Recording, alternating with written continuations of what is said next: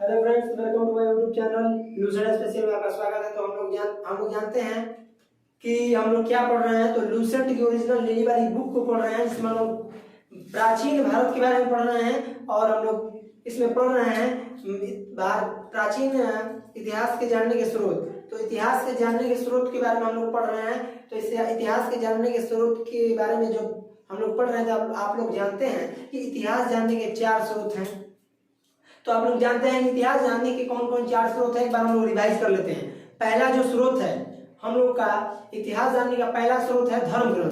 धर्म ग्रंथ जो स्रोत है उसके बारे में हम लोग पढ़ लिए हैं, जिसमें हम लोग का आता है वेद, वेदांत, पुराण और उपनिषद। अगला जो हम लोग का है वो है ऐतिहासिक ग्रंथ, जो कि हम लोग अभी पढ़ रहे हैं। और तीसरा है विदेशी यात्रियों का विवरण।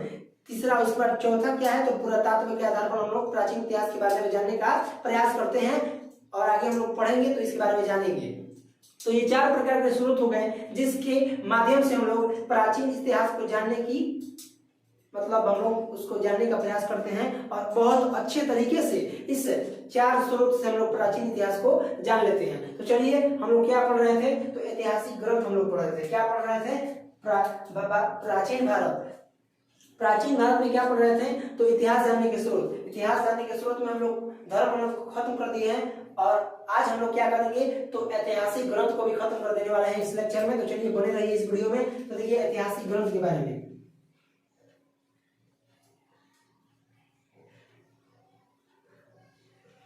तो ऐतिहासिक ग्रंथ के बारे में हम लोग पिछले वीडियो में क्या पढ़े थे, तो ऐतिहासिक ग्रंथ में पिछले वीडियो के बारे में हम लोग पिछले वीडियो में क्या पढ़े थे, तो पढ़े थे स्मृति के बारे में। स्मृति के बाद क्या पढ़े थे हम लोग, जातक के बारे में। जातक के बाद किस ग्रंथ के बारे में पढ़े थे, आगम। आगम के बाद किस ग्रंथ के बारे में पढ़े, तो राजतरंगिणी के बारे में हम लोग पढ़े थे। आज हम लोग किसके बारे में पढ़ने वाले हैं, तो ऐतिहासिक ग्रंथ में आज हम लोग पढ़ेंगे। किसके बारे में पढ़ेंगे, तो आज हम लोग पढ़ेंगे अर्थशास्त्र। कौन सा ऐतिहासिक ग्रंथ के बारे में, तो अर्थशास्त्र। अब देखिए अर्थशास्त्र लिखा किसने लिखा, तो ये लिखा चाणक्य ने। अर्थशास्त्र किसने लिखा, चाणक्य ने लिखा। और चाणक्य के क्या और 2 नाम क्या है, तो चाणक्य का 2 और नाम क्या है, तो एक हम लोग का हो जाएगा कौटिल्य, एक हो जाएगा कौटिल्य, और दूसरा क्या हो जाएगा, तो विष्णुगुप्त। एक हो जाएगा कौटिल्य, दूसरा क्या हो जाएगा, विष्णुगुप्त। अर्थशास्त्र पुस्तक किसने लिखा, चाणक्य ने लिखा। चाणक्य का 2 और नाम क्या है, एक हो जाएगा कौटिल्य और दूसरा हो जाएगा कौन, विष्णुगुप्त। ये अन्य 2 नाम किसके हैं, तो ये जी हाँ इसका नाम है चाणक्य। क्या है, चाणक्य क्या ही, ये 3 नाम क्या, पहला चाणक्य, दूसरा कौटिल्य, तीसरा विष्णुगुप्त। अब देखिए जो अर्थशास्त्र पुस्तक है, अर्थशास्त्र पुस्तक जो है, यहाँ पर हम लोग देखेंगे कि अर्थशास्त्र पुस्तक किस पे आधारित है, तो ये राजनीति पे आधारित है। किस पे आधारित है, तो ये राजनीतिक पे आधारित है। अर्थशास्त्र पुस्तक किस पे आधारित है, राजनीति पे आधारित है। ठीक है। अब देखिए चाणक्य किसके दरबार में पीएम था, यानी कि कह सकते हैं कि चाणक्य किसके दरबार में मंत्री था, तो ये चंद्रगुप्त मौर्य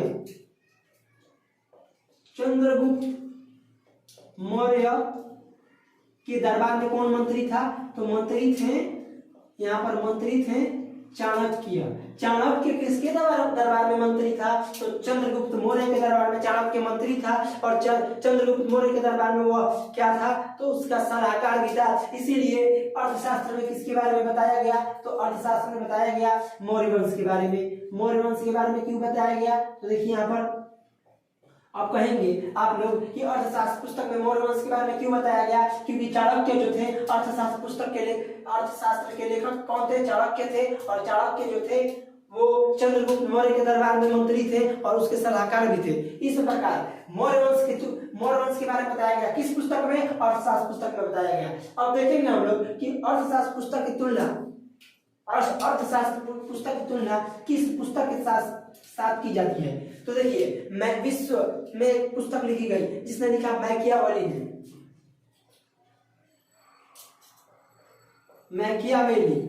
मैकियावेली की पुस्तक का नाम क्या है, तो इसका नाम है द प्रिंस।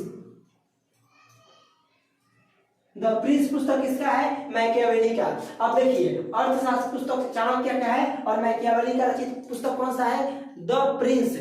अब देखिए तो इस पुस्तक अर्थशास्त्र पुस्तक की तुलना किस पुस्तक से की जाती है? तो ये सवाल का जवाब होगा मैकियावेली द्वारा रचित कौन सा पुस्तक? तो मैकियावेली द्वारा रचित पुस्तक द प्रिंस उसके साथ किया जाता है। किसका तुलना? तो अर्थशास्त्र। इस अर्थशास्त्र का तुलना मैकियावेली द्वारा रचित पुस्तक द प्रिंस के साथ किया जाता है। तो आगे हम लोग देखेंगे, आगे हम लोग क्या देखने वाले हैं? तो आगे देखेंगे हम लोग यहाँ पर भारत में अरबों का आक्रमण। अब हम लोग क्या देखेंगे? भारत में अरबों का आक्रमण। भारत में अरबों का आक्रमण। भारत में अरबों का आक्रमण हम लोग देखने वाले हैं। तो भारत में अरबों का आक्रमण हुआ तो सिंध का क्या हुआ? विजय हुआ। जब भारत में अरबों का आक्रमण हुआ तो सिंध का क्या हुआ? देखिए जब भारत में अरबों का आक्रमण हुआ तो सिंध पर इसकी विजय हुई। सिंध पर इसकी विजय हुई। जब भारत पर अरबों का आक्रमण हुआ तो सिंध पर इसकी क्या हुई? तो सिंध पर इसकी विजय हुई। और ये किस पुस्तक में इसके बारे में बताया गया? और भारत में अरबों का आक्रमण जब हुआ तो सिंध पे इसकी विजय हुई। तो ये चचनामा पुस्तक में इसके बारे में बताया गया। और चचनामा पुस्तक के लेखक कौन थे? चचनामा पुस्तक के लेखक थे अली अहमद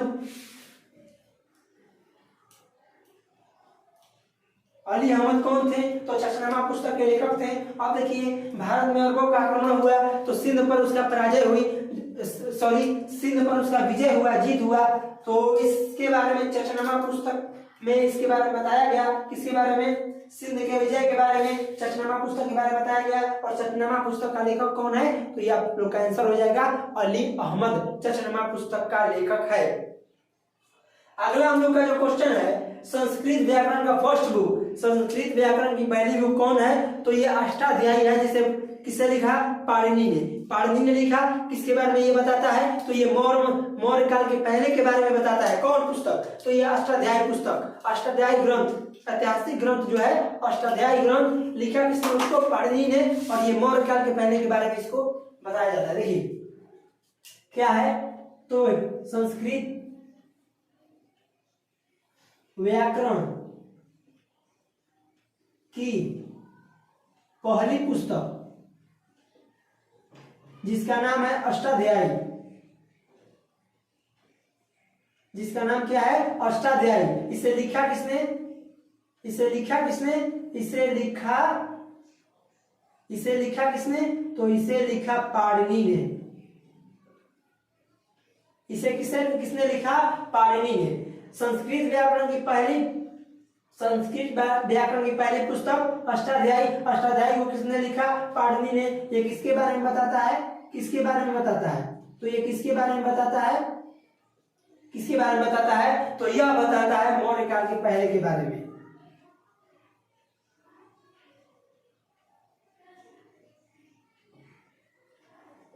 अब देखिए फिर से समझते हैं संस्कृत व्याकरण की सबसे पहली पुस्तक कौन थी? अष्टाध्यायी। अष्टाध्यायी को लिखा किसने? पाणिनि ने। अष्टाध्यायी को किसने लिखा? पाणिनि ने। और इसमें किसके बारे में बताया जाता है? तो मौर्य काल के पहले के बारे में बताया जाता है। किसमें बताया जाता है? किस ग्रंथ में बताया जाता है? तो ऐतिहासिक ग्रंथ कौन सा है?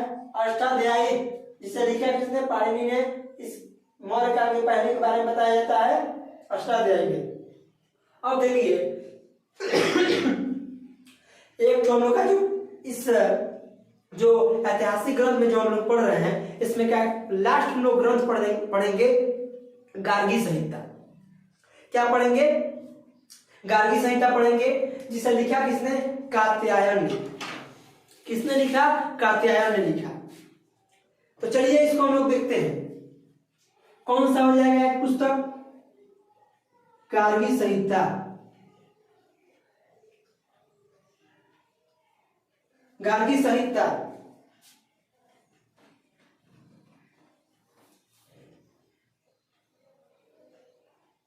गार्गी संहिता ये पुस्तक है।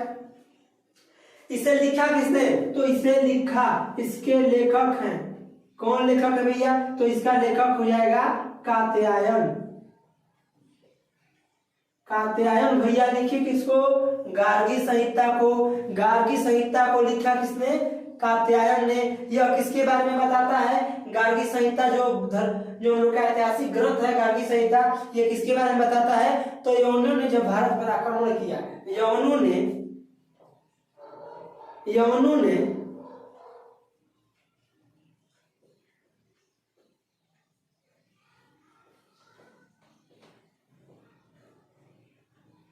ने जब भारत पर आक्रमण किया। अब देखिए, आप लोग अगर नहीं समझे होंगे तो फिर से हम लोग एक बार रिवाइज कर लेते हैं, उसके बाद हम लोग का सारा डाउट क्लियर होने वाला है। तो देखिए, हम लोग क्या पढ़ रहे थे? ऐतिहासिक ग्रंथ के बारे में। इस लेक्चर में हम लोग ऐतिहासिक ग्रंथ को खत्म करने वाले हैं। अगली कक्षा में हम लोग क्या स्टार्ट करेंगे? तो विदेशी यात्रियों का विवरण। जी हाँ, हम लोग इतिहास जानने के तीसरा स्रोत विदेशी यात्रियों का विवरण इस अगले कक्षा में पढ़ने वाले हैं। इसमें हम लोग ऐतिहासिक ग्रंथ को खत्म कर देने वाले हैं। सबसे पहले ऐतिहासिक ग्रंथ में हम लोगों ने पिछले कक्षा में क्या पढ़ा था? स्मृति के बारे में पढ़ा था।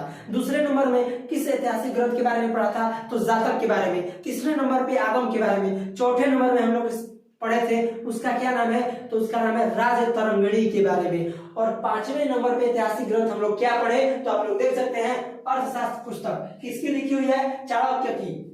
अर्थशास्त्र पुस्तक किससे संबंधित है? तो यह राजनीति से संबंधित है। आगे चलेंगे, चाणक्य जी का दो और नाम क्या है? तो एक नाम है कौटिल्य, दूसरा नाम है विष्णुगुप्त। आगे चलेंगे तो चाणक्य किसके दरबार में मंत्री थे? तो ये हो जाएगा आप लोग का चंद्रगुप्त मौर्य के दरबार में ये मंत्री थे और उनके सलाहकार भी थे।